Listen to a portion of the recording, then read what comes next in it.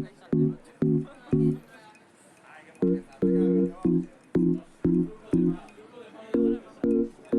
name is Billingsley, and I am 22 years old. I am from Chicago, Illinois, South Side.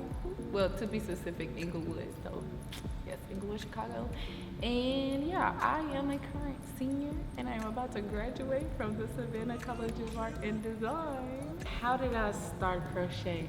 I actually learned from my advisor. Shout out to Miss McGivney. She was a music teacher at my high school, but she ended up being like my homeroom advisor. One day it was it was a bunch of girls. So she taught all of us, but she attempted to teach everybody how to crochet. Not everybody liked it. But I was one of the ones that really loved it, and I fell in love with it. And so I would practice.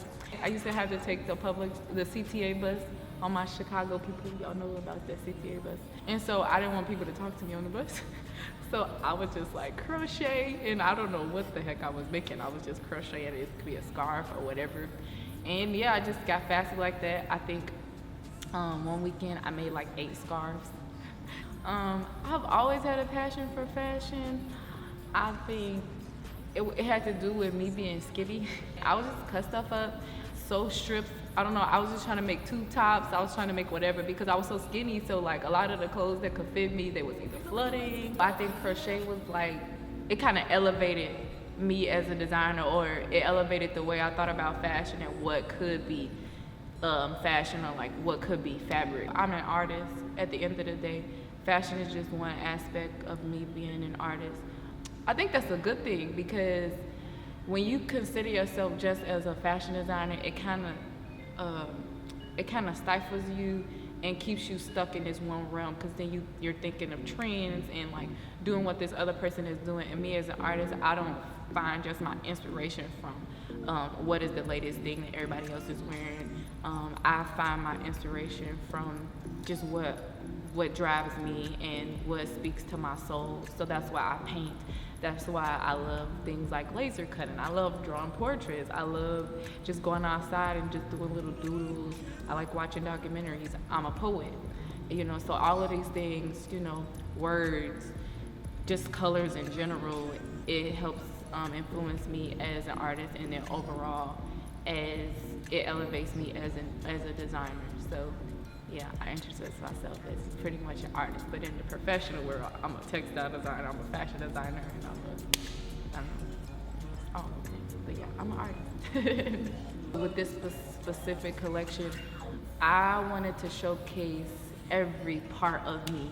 So that's the draping, that's drafting, that's crocheting, that's fiber art. It's kind of like an abstract portrait of self that I'm showcasing in multiple ways on the runway. I wanted to showcase my work back at my hometown because me being all the way in Georgia, I haven't been fortunate enough to like travel home all the time. And then when I do travel home, I can't bring my work with me because it's so big. So this time I really wanted to like bring that back and show like my supporters, my friends, my family, what I've been working so hard on. So it's like, it's paying homage to my great-grandmother, Pauline Winters, and just showcasing everything that I encompass as an artist, everything that's within my soul. I've always been one to not have a favorite color. I always am one to say, I don't have a favorite color, it's just a matter of what I feel within that season. And I guess this season, I feel red. This season is a season of passion, it's a season of determination, and like a key thing in red. Red is a very like rich color, it's very passionate, it evokes a lot of emotion, and that's kind of like what I'm doing. And also, fun fact, my nickname is Red. My mom calls me Red, and so I think the whole like spelling of red with the 2 D's and everything, that just like, the fact that I even had that nickname was like a good overarching, like great transition open to what I want to do. This after I graduate, I really want to put together a nonprofit organization for at-risk and abused teens, because I was an abused teen, and I knew that through art and just modeling and fashion. Those are the things that help bring out my confidence and help me become an entrepreneur, whatever I am today. I would title it Code Red, and that's where the name came from, because when you think of Code Red, automatically in hospitals, it's like, stop everything, something is going wrong. And I was like, when I think of Code Red, and I wanted to twist that name, it's like, you know, I'm helping people. I'm helping people in dire situations. I'm stopping, like, I'm changing the path that was set for people. It's bad. It was a hard path, but now I'm gonna try to make that easier.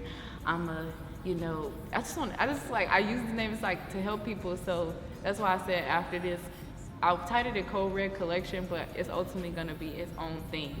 And so, yeah, it's like red is like an emergency color. It's like I'm sounding the alarm. I'm coming back. I'm about to tear the world up. I don't know what I'm gonna do, but Code Red, she's coming. Chelsea's coming, and I'm tearing it up, and I'm gonna do something. I don't know, but yeah.